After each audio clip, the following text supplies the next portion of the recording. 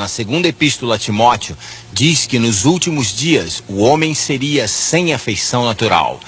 Na época do Antigo Testamento, algumas das nações pagãs também eram sem afeição natural.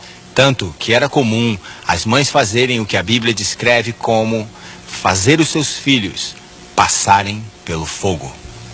Isto referia-se ao costume de oferecerem os seus bebês para o deus demoníaco Moloque, um ídolo imenso com braços móveis presos com dobradiças nos cotovelos.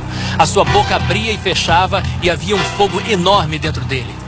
Era o método que eles, no seu egoísmo, usavam para livrarem-se de seus bebês. Os métodos atuais, na nossa geração moderna e iluminada, são tão cruéis e bárbaros quanto os antigos. Apesar da medicina moderna deixar evidente que a vida humana começa no ato da fecundação, todos os anos milhares de criancinhas indefesas são assassinadas em hospitais e clínicas antes de nascerem, ainda dentro do ventre das suas mães. A palavra de Deus diz: nas orlas dos teus vestidos se achou o sangue das almas dos inocentes.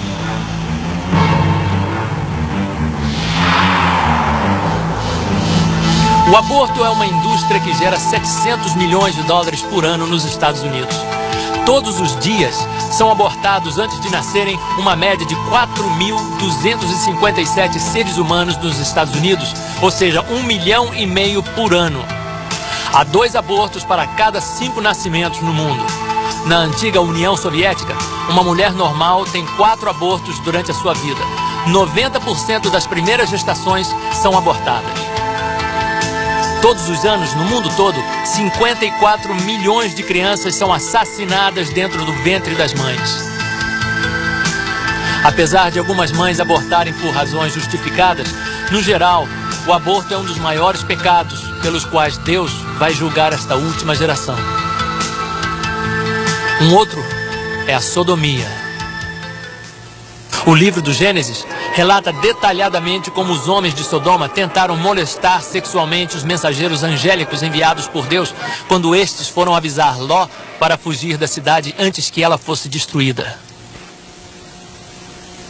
Bring them out unto us. Bring them out, that we may know them.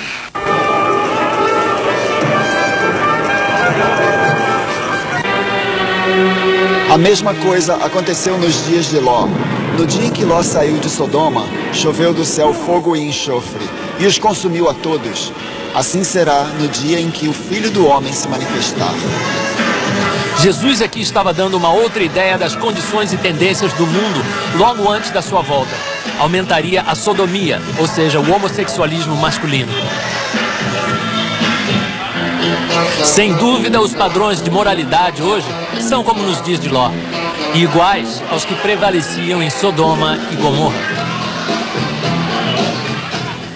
Mas o Espírito expressamente diz que nos últimos tempos alguns apostatarão da fé, dando ouvidos a espíritos enganadores e a doutrinas de demônios.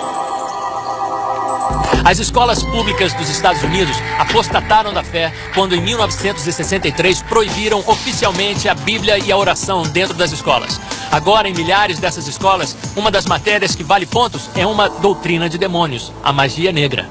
Estima-se que existam mais de 200 mil feiticeiras praticantes nos Estados Unidos e que literalmente milhões de americanos mexem com alguma forma de ocultismo, fenômenos psíquicos, espiritismo, demonologia e magia negra. As estatísticas mostram que a venda de livros de ocultismo dobrou nos últimos 4 anos.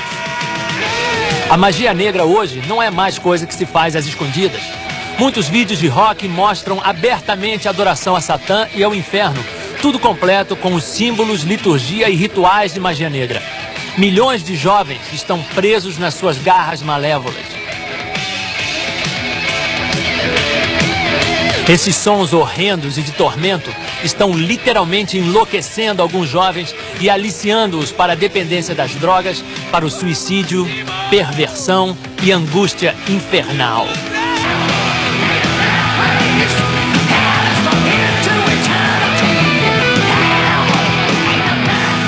Aos poucos, o mundo foi capturado por espíritos enganadores, ao ponto de hoje aceitarem até os atos mais descarados de blasfêmia e profanação.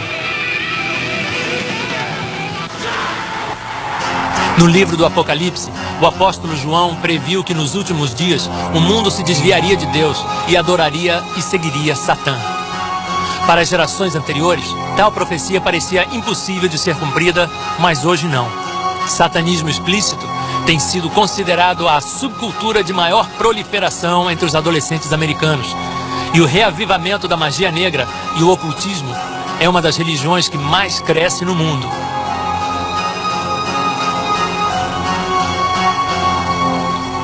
Depois de dizer aos seus discípulos que alguns desses sinais que você acabou de ver, guerras, fomes, pragas e terremotos, eram apenas o princípio das dores, Jesus profetizou um sinal que mostraria que o fim tinha realmente chegado. E este evangelho do reino será pregado em todo o mundo, em testemunho a todas as nações.